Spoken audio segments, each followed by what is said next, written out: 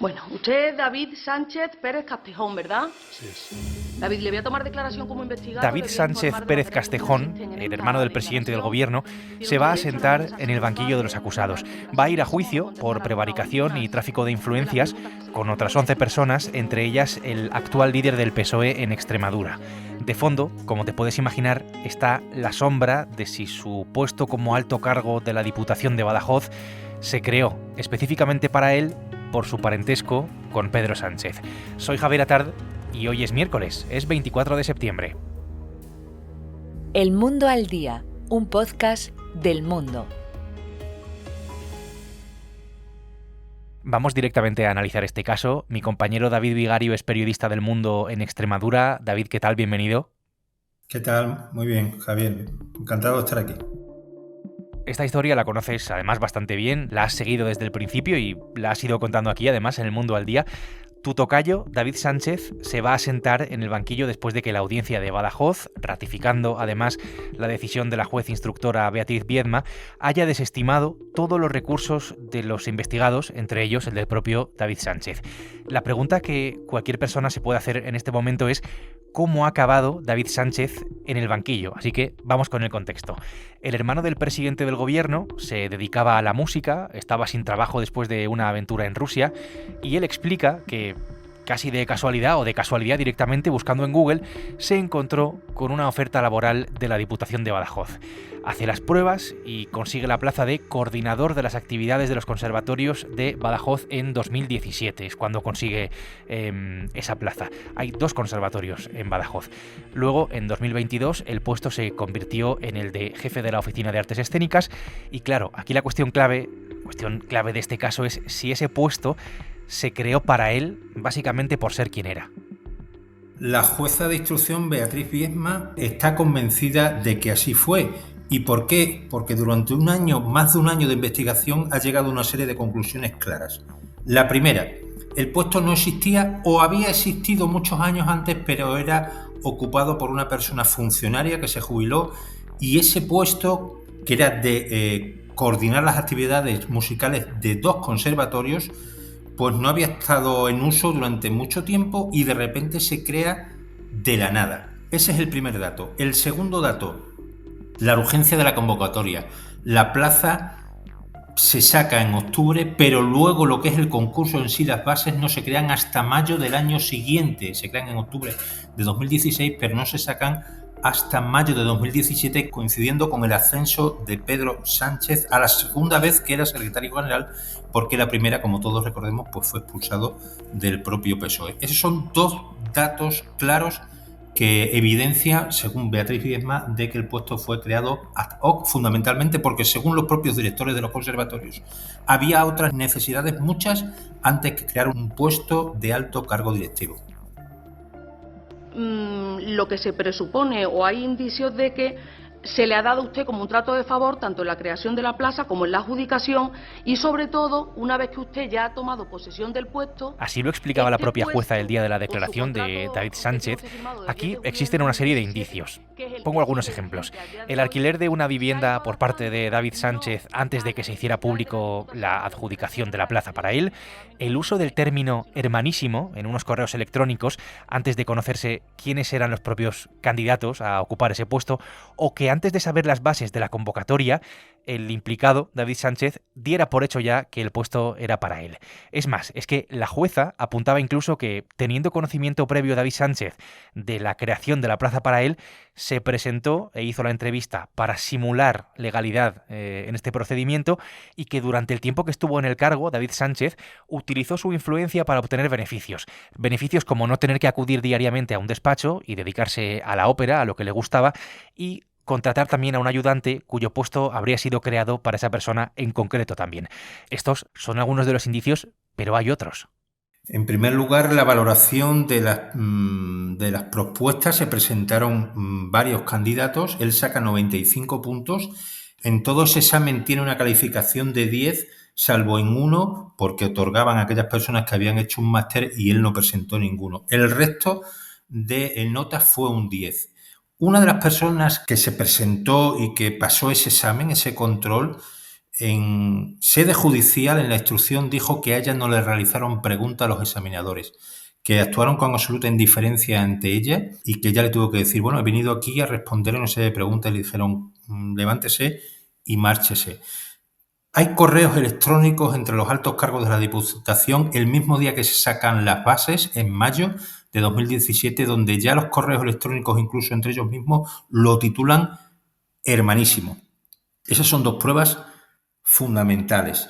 También la jueza considera sospechoso que no hubiera ningún tipo de control ni a la hora de controlar su asistencia al trabajo una vez que consiguió la plaza, y en segundo lugar era obligatorio, porque él lo tenía firmado en el contrato de alta dirección, presentar unos resúmenes anuales donde él hiciera un balance de su trabajo año a año. Eso no se presentó nunca en la Diputación por parte de David Sánchez Pérez Castejón, o eso es lo que considera la jueza, al comprobar que una vez que ella los pidió urgentemente a Diputación, de esos trabajos, de ese balance anual, nunca se supo y se presentan a toda prisa con una firma a bolígrafo y no como venía ocurriendo en todo el proceso donde David Sánchez firmaba digitalmente. Y además esos balances de trabajo, esas memorias, eran de folio o folio y medio. Es decir, la jueza cree que esos informes se realizaron en cuanto ella los pidió y por lo tanto estaban hechos ad hoc y que David apenas pisaba su lugar de trabajo. Hay que recordar aquella escena famosa de cuando declaró David Sánchez Pérez Castejón que Beatriz Viesma le acorraló, le preguntó que dónde estaba su oficina, que cuál era su trabajo, y por nervios o por lo que fuera, él no supo realmente concretar ni dónde trabajaba, ni lo que hacía, ni las funciones de su trabajo. Disculpe. La Oficina de Artes Escénicas, sí. ¿Qué es? Bueno, pues vamos a ver, entiendo que es la oficina que se encarga de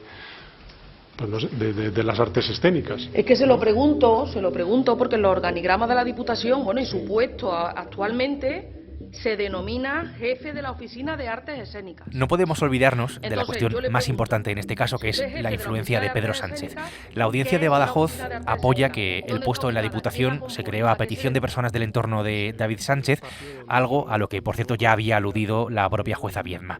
Aquí, David, la tesis de la defensa es que Pedro Sánchez no tenía influencia sobre la Diputación que le dio el puesto a su hermano, gobernada por el PSOE, porque en parte de ese periodo investigado, entre octubre del año 2016 y mayo de 2017, durante unos meses, Sánchez, que por supuesto todavía no era presidente del gobierno, no estaba al frente de la Secretaría General del PSOE, y que entonces, básicamente por eso, no tenía, digamos, peso e influencia para colocar a su hermano.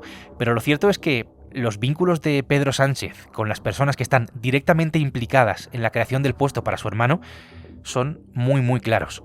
Es conocido en Extremadura, quizás hasta el momento no se sabía en España, que la relación del presidente del gobierno, Pedro Sánchez, con sobre todo el alcalde de Don Benito, hoy delegado del gobierno, José Luis Quintana, es muy estrecha. Fue uno de las dos personas que le avaló para presentarse a las dos primarias y, sobre todo, fundamentalmente, Don Benito y la finca de Don Benito del actual delegado del gobierno es su refugio o uno de sus refugios principales cuando el actual presidente del gobierno fue expulsado del PSOE y en las malas épocas políticas que ha tenido. Es decir, su amigo personal está en Extremadura y está en Don Benito, en la provincia de Badajoz. Don Benito y Villanueva son dos ciudades muy pegadas. El alcalde de Villanueva fue precisamente la persona que preparó supuestamente esta plaza porque era el presidente de la Diputación, Miguel Gallardo, el actual líder del PSOE.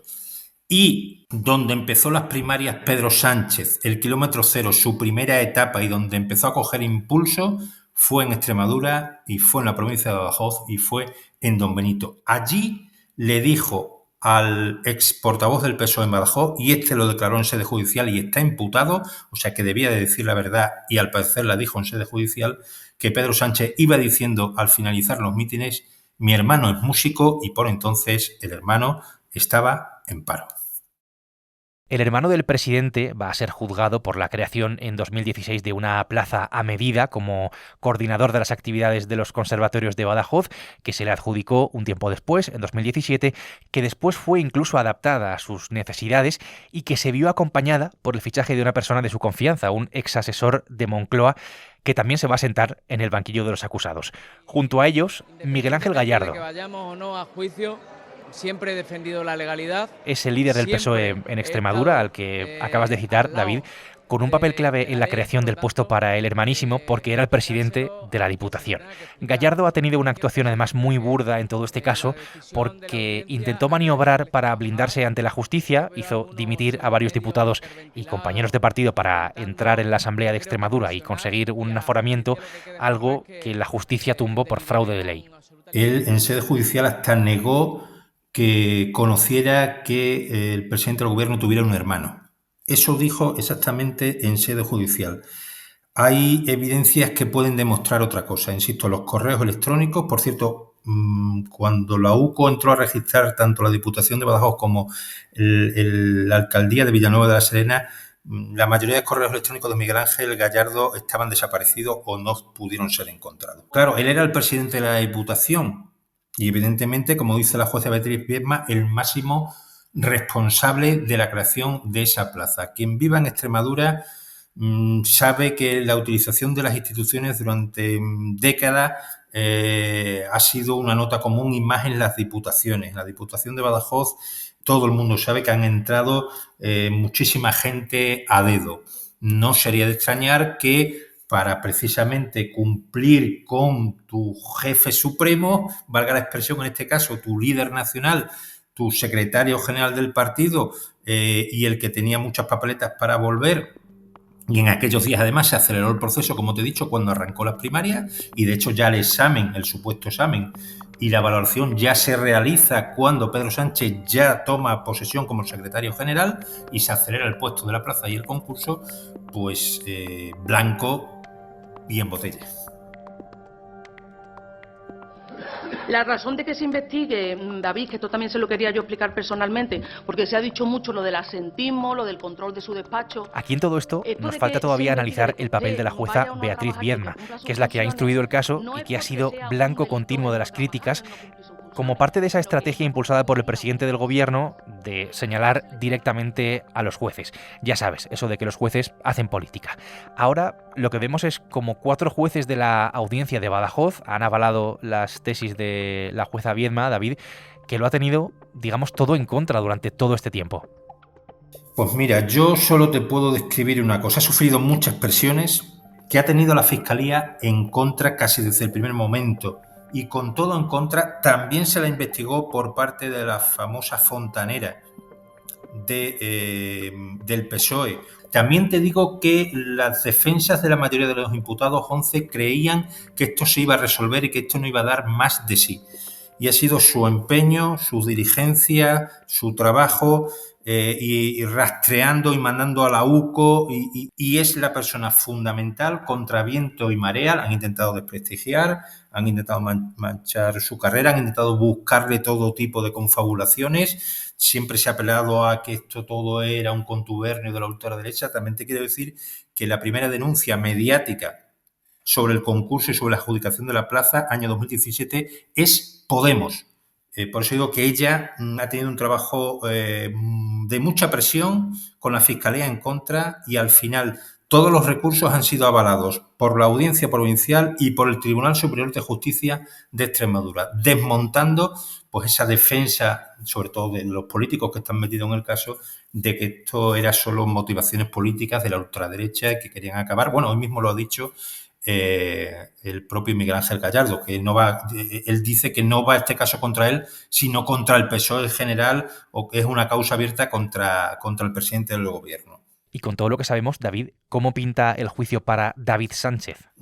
A los datos me remito y a los hechos y a las pruebas que ha conseguido Beatriz Viedma. Que esto vaya al final en el juicio oral a desembocar en una sentencia de culpabilidad, yo creo que ya está más que demostrado que desde el punto de vista ético, moral y político, al menos aquí hay una responsabilidad. Que luego la haya desde el punto de vista penal, se abre ahora esta fase y vamos a ver en qué queda. Pues lo veremos y lo contaremos. David, gracias por ayudarnos a descifrar este caso. A ti, muchísimas gracias. David Vigario ha hecho posible este episodio del Mundo al Día, un podcast que puedes escuchar todos los días en la web del Mundo, en elmundo.es, en las principales plataformas de audio en las que tienes opción de suscribirte y también a través de la radio digital. Mañana jueves, más El Mundo al Día. Has escuchado El Mundo al Día, un podcast del Mundo.